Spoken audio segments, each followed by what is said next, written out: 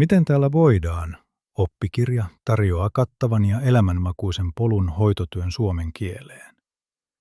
Tuija Hannulan laatima kirja on suunniteltu S2-opiskelijoille, jotka tähtäävät lähihoitajiksi, hoiva-avustajiksi tai tarvitsevat suomenkielistä vuorovaikutusta työssään esimerkiksi sairaanhoitajina tai lääkäreinä. Kielen opiskelu liittyy kirjassa tiiviisti käytännön hoitotilanteisiin.